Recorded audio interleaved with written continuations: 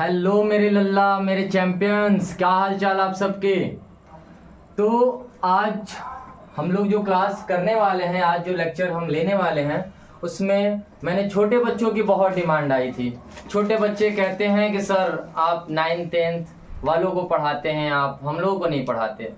तो मैंने एक ऐसा टॉपिक उठाया जिससे उनका भी भला हो जाए। क्लास लिख दिया हूँ यहाँ पे 5, 6, 7, 8 सारे क्लास के बच्चों में ये बहुत जनरल सा टॉपिक है जिसमें बच्चे फंसते हैं। तो फंसने की जरूरत नहीं है, बहुत आसान टॉपिक है। आज मैं अपने शब्दों में उसको बता दूंगा, आप सब में से किसी को दिक्कत नहीं आएगी। ठीक है, तो स्टार्ट करते हैं इस चैप्टर में। बेसिकली देखो, ये चैप्टर बहुत बड़ा चैप्टर नहीं है लेकिन इम्पोर्टेंट जरूर है। ठीक है ना, इस बात को ध्यान रखना है कि इम्पोर्टेंट जरूर चैप्टर है, क्योंकि ये सारे क्लास में आते हैं ना। तो इसका एक यूज है, वो यूज भी हम लोग समझेंगे। कैसे समझेंगे, पहले देखते हैं एक्सपोनेंट एंड पावर। पहले समझेंगे एक्सपोनेंट और पावर होता क्या है, इसका यूज कहाँ करना होता है। इन चैप्टर में हमको 3 चीज बेसिकली पढ़नी होती है। क्या होती है, पहला होता है इंट्रोडक्शन, दूसरा होता है पावर विथ नेगेटिव नंबर्स, तीसरा है लॉज ऑफ एक्सपोनेंट। अगर ये तीनों चीज हम लोग सीक्वेंस में समझ गए ना, इसके बाद इस चैप्टर में कोई भी दिक्कत नहीं आने वाली है। तो सबसे पहले बढ़ते हैं इंट्रोडक्शन की तरफ कि सर ये एक्सपोनेंट एंड पावर होता क्या है। बिल्कुल बारीकी से समझेंगे, बिल्कुल आराम से समझेंगे, एकदम चिल मारते हुए, क्योंकि छोटे बच्चों का भी ध्यान रखना बहुत जरूरी है। बच्चों ने बड़ी रिक्वेस्ट किया था मेरे से। ठीक है, तो सबसे पहले हम इंट्रोडक्शन के बारे में जानते हैं।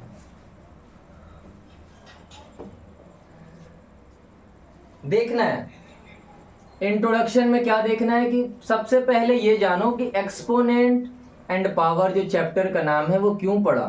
तो एक्सपोनेंट का मतलब क्या होता है, तो एक्सपोनेंट हमको यूज कहाँ करना होता है, इसकी नीड क्या है।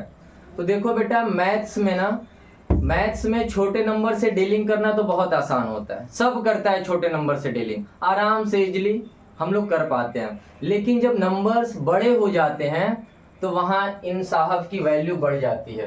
ये जो एक्सपोनेंट साहब है, इनकी वैल्यू वहां जाके समझ में आती है, अरे यार ये है तो फिर तो चीजें बहुत बहुत आसान है। कैसे, जैसे मैंने बोला कि बड़े नंबर से जब डील करना पड़ता है ना मैथ्स में, तब हम एक्सपोनेंट को याद करते हैं। ये हमेशा याद नहीं किए जाते, इनको बड़े इमरजेंसी सिचुएशन में बुलाया जाता है। समझ में आया। तो जैसे बड़े नंबर मैंने लिख दिया 10,000 लिख दिया आपके सामने, आप समझना ध्यान से बस इसको। ठीक है, 10,000 लिख दिया, इससे भी बड़े नंबर हो सकते हैं, बस मैं एक एग्जांपल लिख रहा हूं। तो देखा गया कि ये 10,000 कैसे बना होगा, 10 इंटू 10 इंटू 10 इंटू 10 करके बना होगा ना। 10 को 4 टाइम्स 4 टाइम्स मल्टीप्लाई किए होंगे तब जाके 10,000 बना होगा।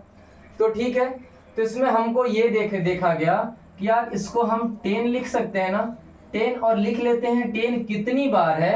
तो देखिए 1 बार, 2 बार, 3 बार, 4 बार, जितनी बार 10 था मैंने उसको एक्सपोनेंट में लगा दिया। ठीक है, इसको 10 टू द पावर 4 भी कहेंगे। अगर ऐसी कोई भी नंबर्स, ऐसी कोई भी स्थिति दिख रही है आपको मैथ्स में, तो यही तो एक्सपोनेंट है ना, यही एक्सपोनेंट है।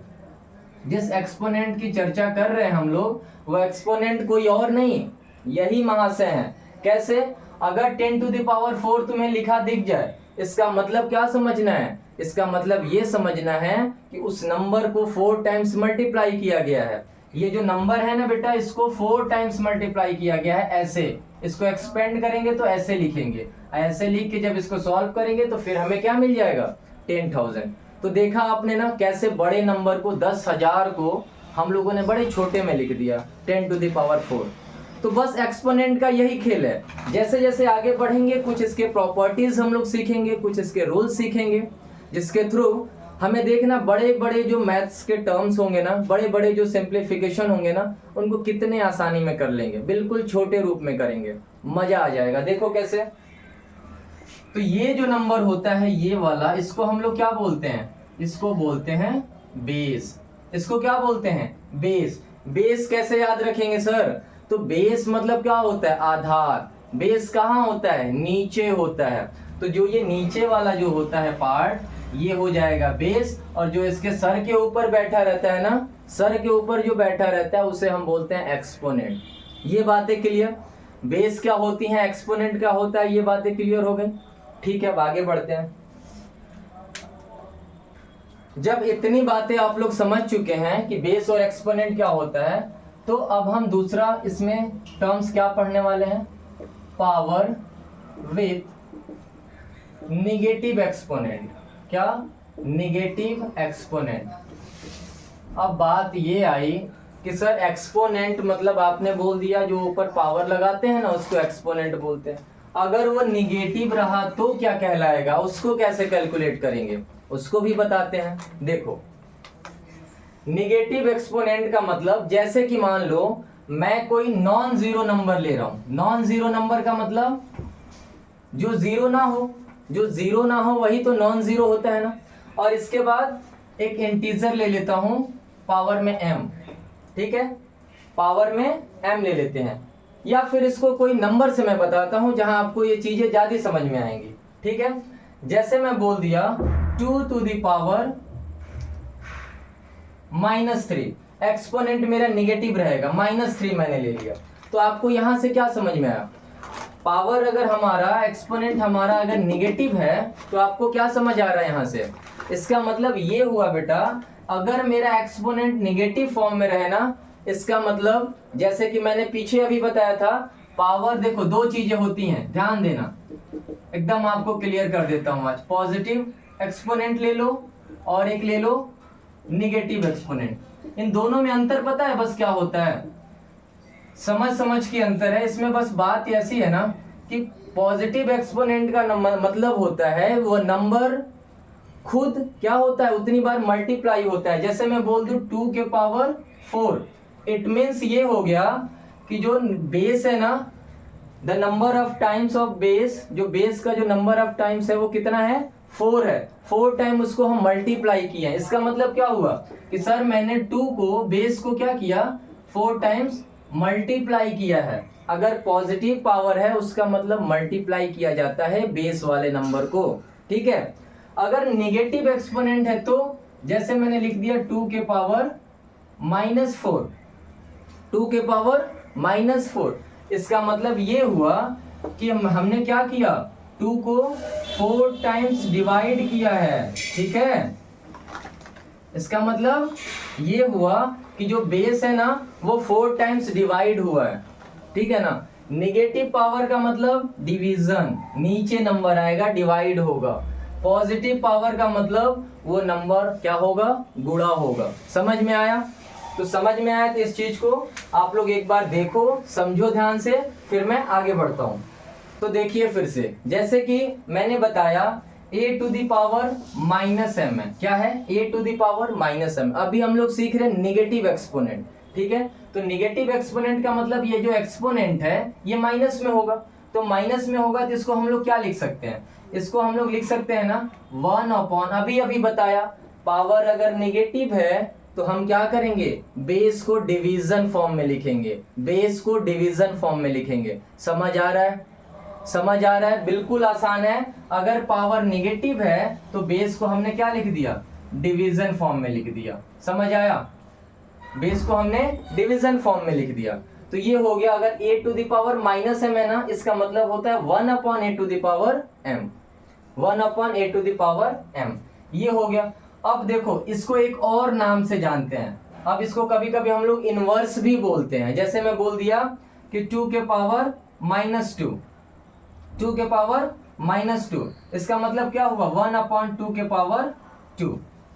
कुछ नहीं करना है, इस नंबर को हम लोग क्या करेंगे, बेस और पावर को नीचे लेके आएंगे और नीचे ये पॉजिटिव में हो जाएगा।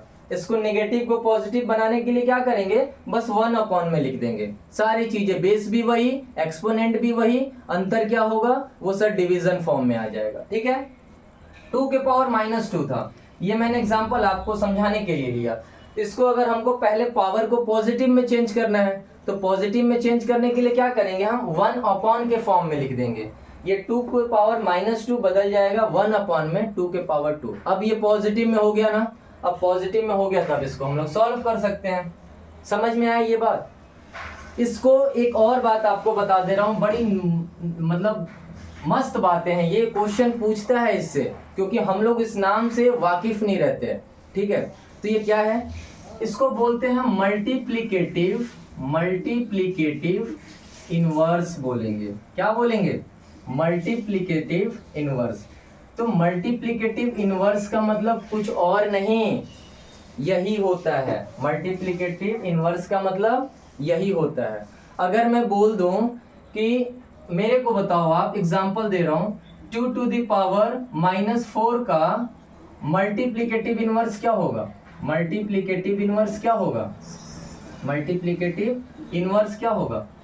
तो मल्टीप्लिकेटिव इनवर्स में आप सीधा बोलोगे सर 2 to the power -4 का 2 to the power 4 जो होगा ना, यही मल्टीप्लिकेटिव इनवर्स होगा।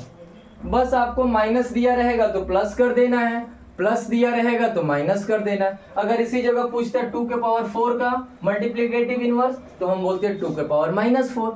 इजी है ना, मजा आ रहा है? तो एकदम मस्त टॉपिक है। अच्छा हुआ मैंने जो ये आपकी बात पे टॉपिक उठाया, मेरे को भी बड़ी मजा आ रहा है। बड़ी आसान है ना, आपको समझ में आ रहा है? बहुत आसान टॉपिक है। ठीक है, सारे जूनियर क्लासेस जितने भी हैं सबके लिए इम्पोर्टेंट है। मैंने एक सर्वे किया, मुझे ये पता चला कि अरे यार ये टॉपिक तो सब में है।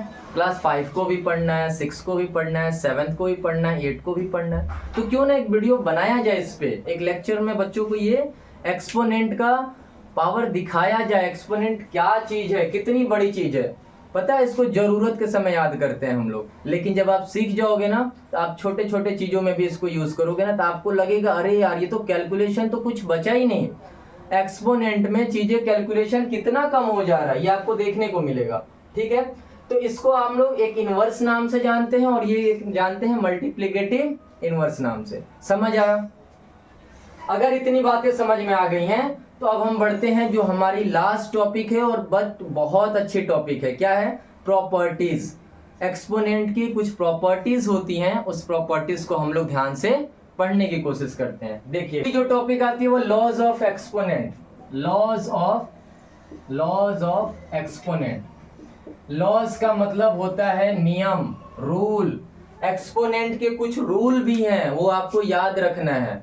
याद कैसे रखना है? वो अगर रूल आपको याद हो जाएगी, अगर वो प्रॉपर्टीज आपको याद हो जाएगी, तो आप देखना आपका कैलकुलेशन इत्तू सा बचेगा, कितना कम हो जाएगा। कैसे? देखो फर्स्ट पढ़ते हैं।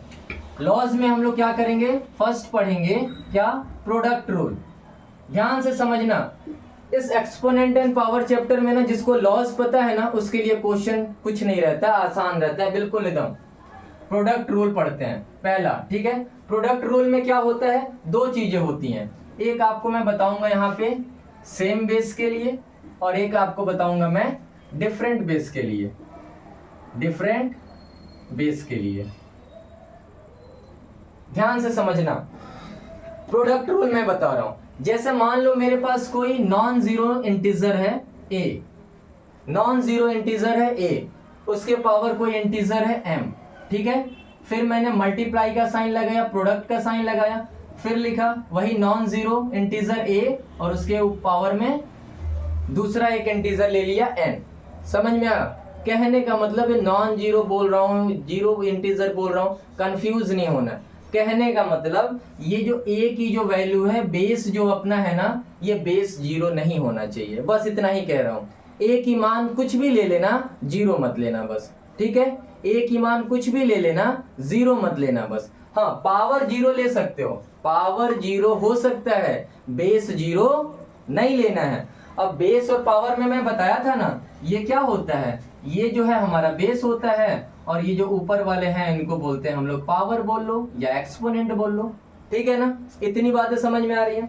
तो रूल ये कहता है ना कि अगर, क्या मैं बोला, प्रोडक्ट रूल बता रहे हैं। देखो दोनों में प्रोडक्ट लगा हुआ है। यहाँ देखो बेस क्या है? बेस सेम है। बेस क्या है? दोनों का बेस सेम है, दोनों में ए है। एक मैं स्टैंडर्ड फॉर्मूला बता रहा हूँ, अभी इस पे क्वेश्चन नहीं बताऊंगा। दोनों का बेस सेम है, हाँ, एक्सपोनेंट अलग अलग है। एक का एक्सपोनेंट m है और दूसरे का एक्सपोनेंट n है। तो सर क्या करेंगे? ऐसा क्वेश्चन आ जाएगा, तो ऐसा क्वेश्चन आ जाएगा तो हम जो बेस अगर सेम है तो बेस को वही लिखेंगे और दोनों पावर को क्या करते हैं? ऊपर में ऐड कर देते हैं। अरे ये कैसे हो जाएगा? बहुत आसान है ना। देखो अगर सेम बेस होता है तो तरीका यही है, सेम बेस होगा तो क्या करेंगे, बेस को लिखेंगे और पावर जो भी होगा उसको क्या करेंगे, ऐड कर लेंगे। मैं कह रहा हूं अगर मान लो तीसरा आ गया, बोलोगे सर a के पावर m है इंटू a के पावर n है इंटू a के पावर क्या है, o है। इसको o नहीं तुम p मान लो, जीरो समझ लोगे, p है। तो सर अब क्या करेंगे फिर, अगर 3 हो गया तो टर्म, अरे कुछ नहीं करना है, बेस देखो बेस सेम है ना सबका, तो बेस को एक बार लिखो, अब पावर में जो भी कुछ होगा वो क्या हो जाएगा, प्लस होता चला जाएगा। बस यही है, सेम बेस होगा तो ऐसे ही करेंगे। कुछ एग्जांपल से बता दें क्या, जैसे देखो मैं बोल दिया 2 के पावर 3 है इंटू 2 के पावर 2 है। देखो ये बेस दोनों का सेम है ना, और ये पावर दोनों का क्या है, डिफरेंट डिफरेंट है। इसको क्या करेंगे, हम अलग अलग अगर सॉल्व करते, हमको रूल्स नहीं पता होता, लॉज नहीं पता होता, तो हम क्या करते, 2 के पावर 3 है मतलब 2 को 3 बार मल्टीप्लाई करते, फिर लगाते 2 को 2 बार मल्टीप्लाई करना है, सबको गुणा करते कि 2 2 जा 4, 2 जा 8, 2 जा 16, 2 जा 32, तब मेरा आंसर आता 32। यहाँ मेरे को अगर रूल पता है तो हम क्या करेंगे, अरे सर ने बताया था कि अगर बेस सेम होगा ना तो बेस को लिख देते हैं, अब पावर अलग अलग है तो पावर को जोड़ देते हैं, यहाँ 3 है यहाँ 2 है, 3 + 2 कर देंगे, तो क्या हो जाएगा 2 के पावर 3 + 2 5, 2 को 5 टाइम करोगे तो कितना आएगा, 32 आएगा। सिंपल है ना। ये मैंने छोटा एग्जांपल लिया, इसका महत्व तो आपको कब समझ में आएगा, जब आप बड़ा क्वेश्चन डील करोगे, जब आप बड़े नंबर्स को बड़े वैल्यूज को जब सॉल्व करोगे ना, तब आपकी एक्सपोनेंट की अहमियत समझ में आएगी। ठीक है, तो फिर मैं आगे अब सेकेंड चीज मैं बता रहा हूं कि अगर पावर हमारा बेस हमारा डिफरेंट होगा तब क्या करना है। देखो पहला सिचुएशन मैंने क्या बताया कि क्या बताया, बेस सेम रहेगा तब, अब डिफरेंट रहेगा तो क्या होगा, डिफरेंट बेस, जैसे मान लो a के पावर m है, इनटू का साइन है, b के पावर m है। अब देखो अंतर समझना दोनों में, पहले में बेस सेम था, पावर अलग अलग थे, इस बार क्या है, बेस अलग अलग है, बेस अलग अलग है, पावर सेम है, तो क्या लगेगा रूल, तो रूल ऐसा कहता है, तो क्या करेंगे, दोनों को मल्टीप्लाई कर देंगे, a b हो जाएगा, a इंटू बी कर देंगे। इसके बाद क्या करेंगे, पावर जो है ना दोनों में सेम पावर है तो एक बार पावर को लिख देंगे। समझ आया, कुछ समझ आ रहा है। एक एग्जांपल समझो, जैसे देखो बेस डिफरेंट कर देते हैं, 2 के पावर 3 है इंटू 3 के पावर 2 है, 3 के पावर भी क्या होगा, एक्सपोनेंट सेम होना चाहिए, ये ऊपर वाली सेम होनी चाहिए।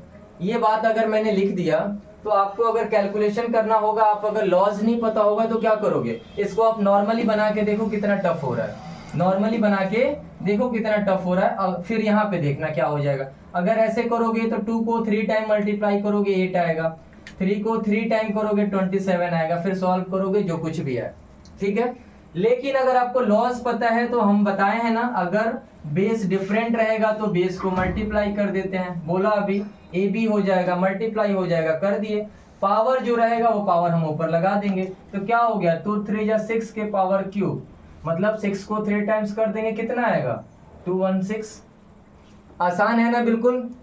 तो ऐसे ही करना है, लॉज इसीलिए बताया जा रहा है क्योंकि आपकी सुविधा के लिए बताया जा रहा है, लॉज बनाया ही गया है कि चीजें आपके लिए आसान हो, नहीं तो आपको बहुत टफ हो जाएगा कैलकुलेशन करना। ठीक है, तो प्रोडक्ट रूल आप दोनों टाइप्स के समझ गए, एक सेम बेस का भी समझ गए और एक डिफरेंट बेस का भी समझ गए। ठीक है, आप नोट करते चलना साथ में, मैं मिटा दे रहा हूं इसका मतलब ये नहीं कि आप बस देखोगे और चले जाओगे, आप कॉपी पेन लेके बैठना, नोट करते जाओ साथ साथ, और फिर इसको जब क्वेश्चन बनाना ना तो वहां पे इसको यूटिलाइज करना। ठीक है, आगे बढ़ते हैं, सेकेंड रूल पे आते हैं जो बोला जाता है डिवीजन रूल।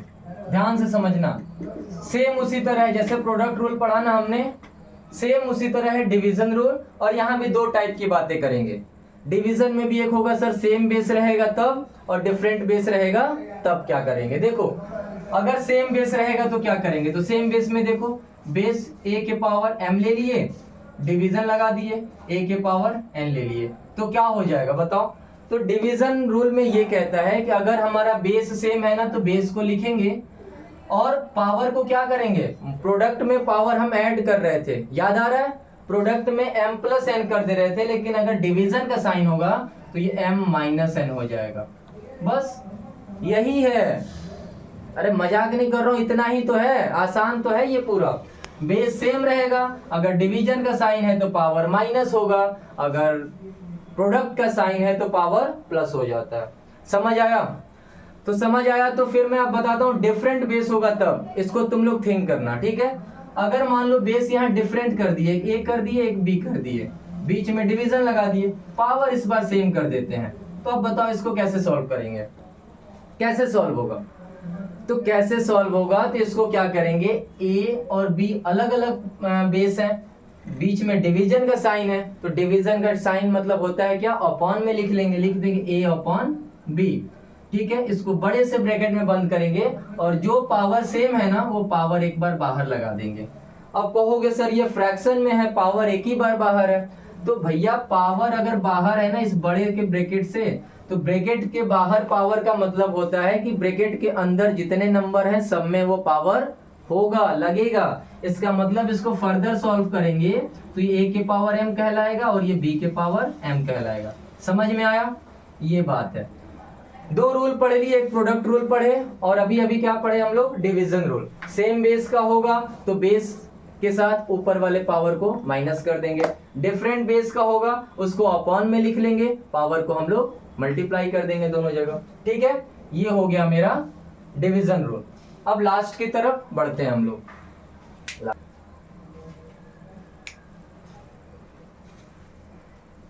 चलो अब लास्ट की तरफ बढ़ते हैं, जो एक एक्सपोनेंट के बारे में सीख लेते हैं। क्या? एक्सपोनेंट, एक्सपोनेंट ऑफ एक्सपोनेंट, ठीक है ना। ये क्या चीज है, ये तो बड़ा खतरनाक लग रहा है। एक्सपोनेंट ऑफ एक्सपोनेंट समझना, जैसे मैं दे दिया ये a मेरा नंबर है, a के पावर अगर m है और उसके पूरे ब्रैकेट के बाहर अगर n है, समझ में आ रहा है, a के पावर m और पूरे ब्रैकेट के बाहर भी n, मतलब एक एक्सपोनेंट तो था ही टेंशन देने के लिए, दूसरा एक्सपोनेंट उसके ऊपर से लग गया। अब इसको कैसे सॉल्व करेंगे? कुछ नहीं करना, ये तो और आसान है। देखो क्या करते हैं, बेस मेरा एक ही है ना, क्या है, a है, तो बेस तो b बनेगा नहीं, बेस तो a ही रहेगा। अब ये जो एक्सपोनेंट का एक्सपोनेंट जब बनता है ना, वो कितना भी एक्सपोनेंट बना ले हमको मल्टीप्लाई कर देना है। क्या कर देना है, m है और n है, तो m और n का मल्टीप्लाई कर देंगे, बस इतनी सी बात है। समझ आ रहा है? क्या करना है, एक्सपोनेंट का एक्सपोनेंट अगर रहेगा हमें उससे मतलब ही नहीं है, हमको क्या करना है, बेस लिख के और सारे एक्सपोनेंट को आपस में मल्टीप्लाई कर देना है। तुम बोलोगे कैसे, एक एग्जांपल देख करके दिखाइए। देखो मैं बता रहा हूं, 2 के पावर में लिख दिया 2 और फिर लिख दिया पावर में 3। समझ आ रहा है? इसका मतलब क्या हुआ कि देखो बेस को मैं लिखूंगा यहाँ, 2 को 2 लिख दिया और ये जो एक्सपोनेंट के पावर जो एक्सपोनेंट है ना उसको क्या लिखेंगे, उन दोनों का मल्टीप्लाई कर देंगे, इन दोनों का मल्टीप्लाई हो जाता है, ठीक है। 2 इंटू 3 कितना हो जाएगा, 2 के पावर 6, इसका मतलब कितना हो जाता है, 64।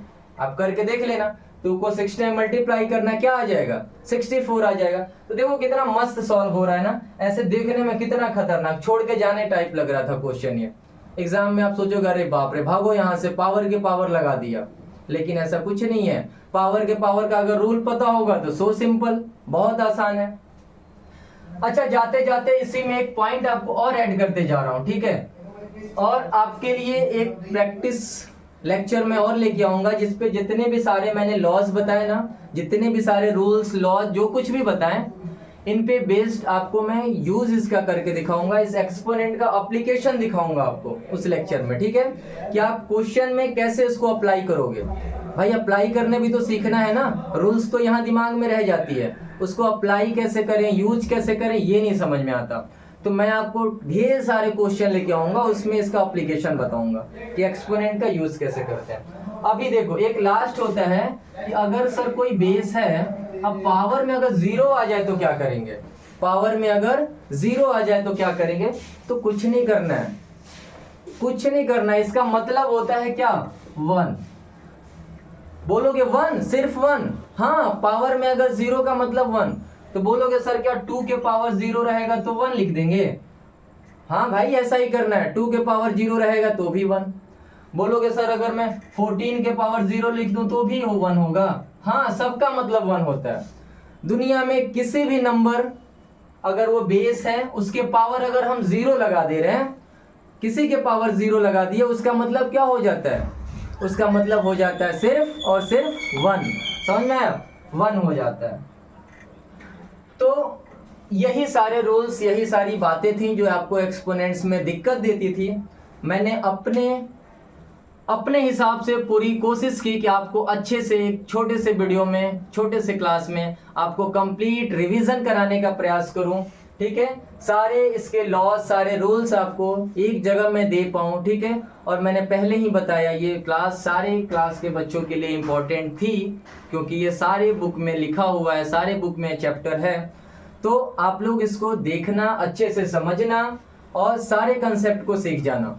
मेरा जो अगला क्लास आएगा उसमें मैं इसका एप्लीकेशन बताऊंगा, जैसा कि मैंने पहले ही बता चुका हूं। ठीक है, तो आज के लिए इतना रहने देते हैं। खूब मस्त रहना, एंजॉय करते रहो अपनी पढ़ाई को।